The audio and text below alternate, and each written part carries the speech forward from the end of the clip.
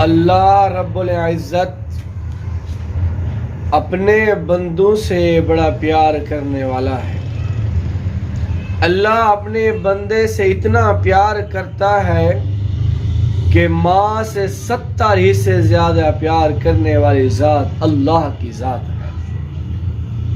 میرے بھائیو دوستو، اللہ جل جلالہ اپنے بندے سے اتنا محبت کرتا ہے کہ اللہ رب العزت کی رحمت بہانے ڈھونڈتی ہے، کسی نہ کسی طریقے سے یہ بندہ میرے در پر آئے اور آ کر میرے سامنے اور جبین جھکا کر ایک آنسو بہانا اس کا کام ہے، سارے گناہ معاف کرنا اللہ کہتا ہے میرا کام ہے۔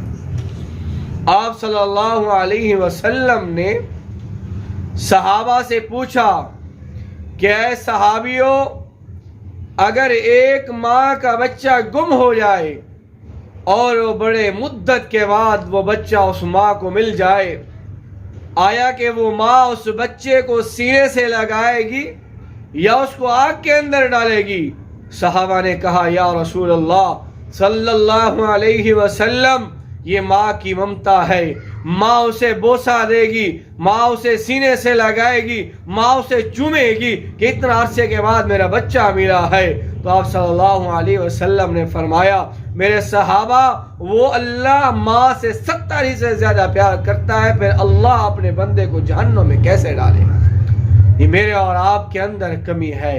ہم اللہ کے سے مانگنے والے بنے، ہم اللہ کے سامنے جھکنے والے بنے، ہماری جتنا گناہ ہو جائے لیکن اللہ کی دربار میں کھڑے ہو کر اللہ سے معافی مانگنا، اللہ رب العزت ہمارے سارے گناہوں کو معاف کر کے اس کے بدلے میں اللہ نیکیاں عطا فرماتا ہے۔